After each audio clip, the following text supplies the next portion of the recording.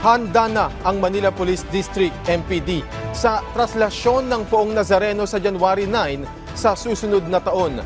May paalala naman ng mga opisyal at organizer sa mga deboto. Si Denise Osorio ng PTV sa Balitang Pambansa. Formal nang sinimulan kaninang umaga ang pagpupulong ng mga opisyal ng Quiapo Church at iba't ibang ahensya ang mga aktibidad kaugnay sa gagawing traslasyon 2025. Tinalakay sa nasabing pulong ang paghahanda sa kapistahan ng Poong Nazareno sa darating na January 9 sa susunod na taon. Alas 6 pa lang ng umaga, nagsimula ng maglakad mula Quirino Grandstand patungong Quiapo Church ang buong grupo. Ayon kay Manila Police District Director Brigadier General Arnold Thomas Ibay, layunin ng walkthrough na siguraduhing ligtas at walang magiging sagabal sa mga daraanan ng Jesus Nazareno at ng mga deboto nito. Ang preparation namin is for the same number din na nag-attend last year.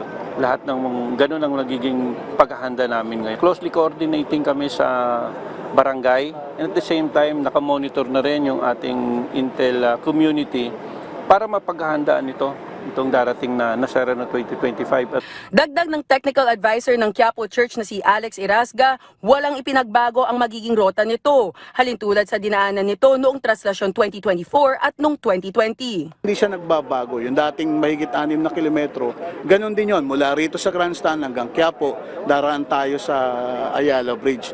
Kung meron mang konting pag-iksi, dahil nga we expect na medyo baka mabawasan ng tao ang mga darating dito dahil nga nandun na sila magdiriwang ng kapistahan sa kanilang mga parokya.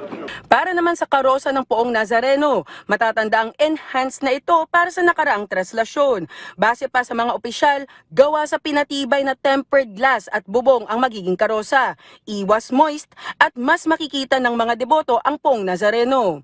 Para naman sa mas pinahigpit na seguridad, kumuha rin ng dagdag na puwersa ng kapulisan mula Region 4A. Paulit-ulit naman na apela ng mga organizers at opisyal, iwasan ang pagsampa sa andas para iwas aberya. Mas mahalaga pa rin na pagtuunan ng pansin ang tunay na diwa ng selebrasyon. Ito ang kabanalan ng Poong Nazareno, ang malalim na debosyon at pagdalo sa misa sa araw ng kapistahan. National celebration ng pista ng Nazareno, inaasahang mas konti ang dadayo ng traslasyon dito sa Maynila. Mula sa PTV Manila, Denise Osorio para sa Balitang Pambansa.